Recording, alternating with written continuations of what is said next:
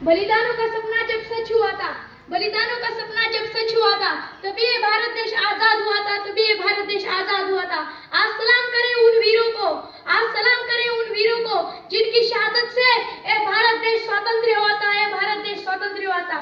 या शाळेचे सन्माननीय मुख्याध्यापक, सर्व गुरुजन वर्ग व इथे जमलेल्या माझ्या विद्यार्थी मित्रांनो, सर्वांना माझा नमस्कार. माझे नाव गौरव गणेश खंगले. सर्वप्रथम तुम्हा सर्वांना या स्वातंत्र्य दिनाच्या हार्दिक हार्दिक शुभेच्छा.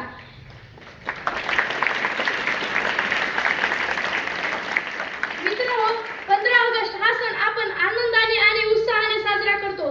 15 ऑगस्ट हा दिवस 1947 रोजी स्वातंत्र्य झाला.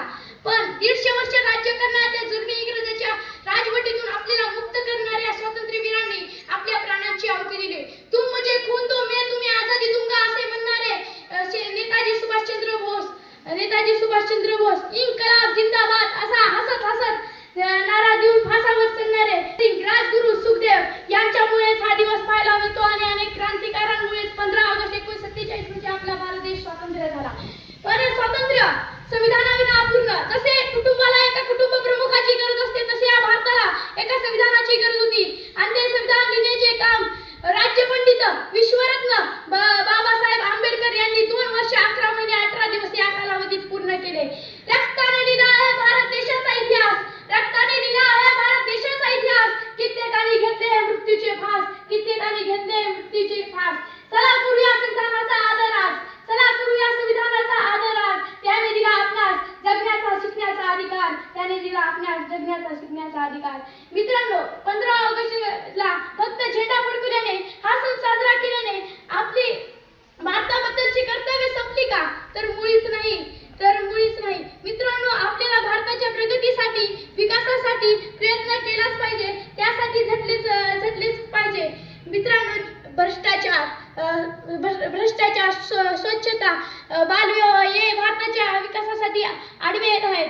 दारू, गुटखा, सिगरेट याच्या माणसे आरी पडली आहेत. त्यामुळे आपला भारत देश कुठे ना कुठेतरी मागे पडला आहे आणि यामुळेच आपल्या भारत देशाची प्रगती मागे पडत आहे. मित्रांनो, आता एक व्यसनमुक्त माणूस आणि एक व्यसनी झालेला माणूस समोर येतात.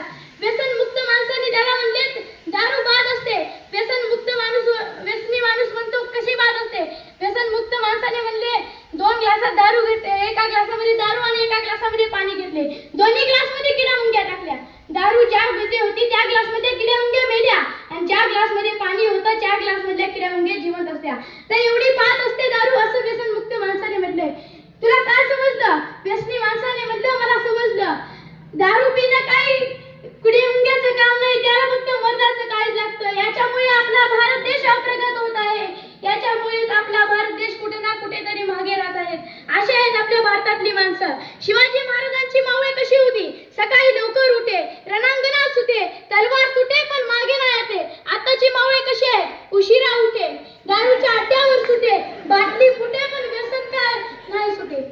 मित्रांनो, तुम्हाला त्यांना व्यसन आणि फॅशन करून मिळतं तरी काय रे? व्यसन आणि फॅशन करून मिळतं तरी काय? मित्र हो, चुकीच्या गोष्टीमध्ये स्वतःचा घालू नका पाय. जर तुम्हाला ही गोष्ट कळली तर तुम्ही ज्या देशाचे ज्ञानोबा राय, विठोबा राय, तुकोबा राय आणि छत्रपती शिवराय. मित्रांनो, आणि आता सैनिक आणि शेतकरी, सैनिक म्हणजे सीमेवर जाऊन आपल्या देशाची रक्षा करतो आणि शेतकरी शेतात राबून आपल्याला अन्न ही करतो. आणि आजचा नौजवान कानात हेडफोन घालून टिबसीर घेऊन गाडी जोरात पळवतात. या मातीला तुडवताना तो विसरून जात आहे की या मातीचा प्रत्येक कण मिळवण्यासाठी आपल्या स्वातंत्र्यवीरांनी आपल्या प्राणांची आहुती दिली आहे. जो नौजवान ज्याच्या खांद्यावर जबाबदारी आहे या देशाच्या रक्षेची, या देशाच्या सन्मानाची, तो नौजवान आपल्याला फ्री फायर मध्ये व्यस्त झालेला दिसतोय, पबजी खेळताना दिसतोय. मित्रांनो, हा नौजवान जर असा करत राहिला तर देशाची रक्षा कोण करणार? देशाचा सन्मान कोण करणार? ही मोठी गोष्ट आहे. आव्हान करतो मी त्यांना सर्वांना. यज्ञकुंड पेटले प्रचंड है सभोवती, दृष्ट शत्रू मांडुनी देव त्यास आहुती. देवभूमी ही जागा दाखव उचला, उठा राष्ट्रवीर सज्ज व्हा, उठा चला सज्ज व्हा, उठा चला. एवढी बोलून मी